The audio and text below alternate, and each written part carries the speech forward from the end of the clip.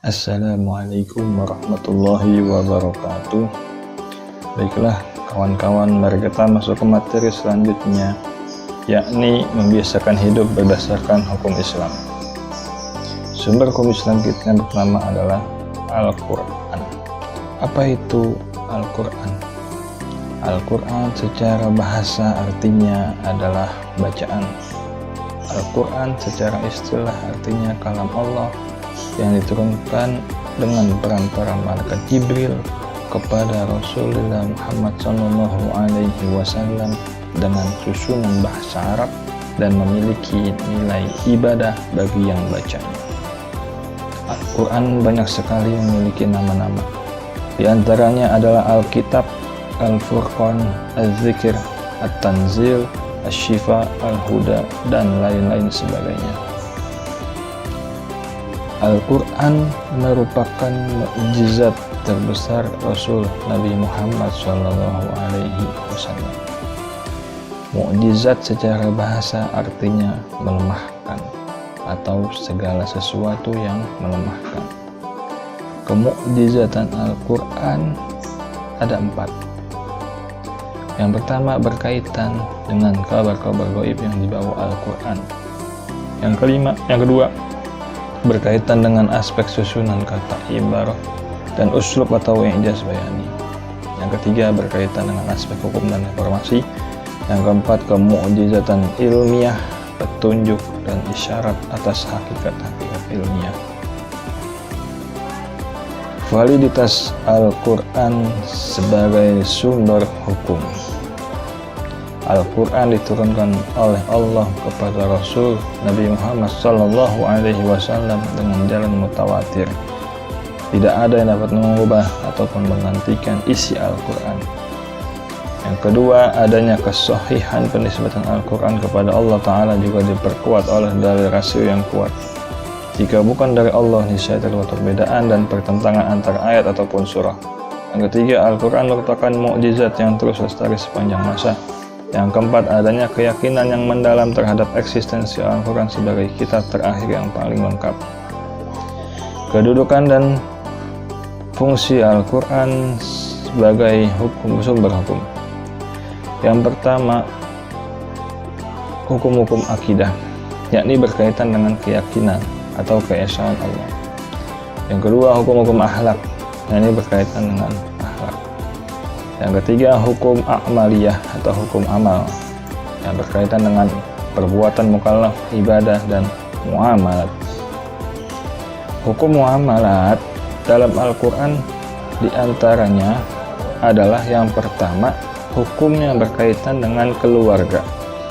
Yang kedua, hukum perdata. Yang ketiga, hukum pidana. Yang keempat, hukum acara. Yang kelima, hukum perundang-undangan. Yang keenam, hukum ketatanegaraan. Yang ketujuh, hukum ekonomi dan harta benda. Keistimewaan Al-Quran. Yang pertama, Al-Quran terpelihara dari tahrif atau perubahan dan juga tabdil atau pergantian. Yang kedua, Al-Quran terjaga dari pertentangan ataupun kontradiksi. Yang ketiga, Al-Quran adalah mukjizat dan tidak seorang pun mampu mendatangkan yang semisalnya. Yang keempat, Al-Quran mendatangkan ketenangan dan rahmat bagi siapa saja yang membacanya. Yang kelima, Al-Quran sebagai penawar atau obat hati dari penyakit syirik, nifak, dan lain sebagainya. Yang keenam, Al-Quran akan memberikan syafaat kepada Allah Ta'ala untuk orang yang telah membacanya. Yang ketujuh, Al-Quran sebagai hakim atas kitab-kitab sebelumnya. Yang kedelapan, di dalam Al-Quran terdapat kisah-kisah yang nyata. Yang kesembilan, Al-Quran menyeimbangkan antara kebutuhan dunia dan akhirat. Yang kesepuluh, Al-Quran memenuhi semua kebutuhan manusia, baik akidah, ibadah, hukum, muamalat, akhlak, politik, ekonomi, dan lain sebagainya. Kemudian terakhir adalah Al-Quran memberitahukan perkara-perkara gaib yang akan datang. Fungsi atau sumber hukum Islam yang kedua setelah Al-Quran adalah hadis. Hadis memiliki beberapa sinonim, diantaranya sunnah, khabar, dan athar.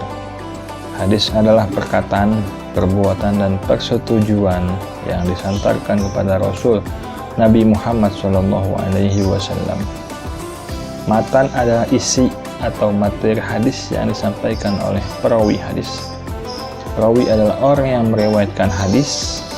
Sanad adalah rangkaian orang-orang yang menyampaikan hadis kemudian sampai kepada Rasul Nabi Muhammad SAW. Jadi hadis itu ada atau terbagi menjadi 3 bagian. Yang pertama hadis perkataan yang disebut juga hadis qauli, yang didasarkan atas segala perkataan Nabi Muhammad SAW dan biasanya menggunakan redaksi qala atau yaqulu. Yang kedua hadis perbuatan atau fi'li yang didasarkan atas segenap perilaku Rasul Nabi Muhammad SAW dan biasanya menggunakan redaksi kana atau yakunu.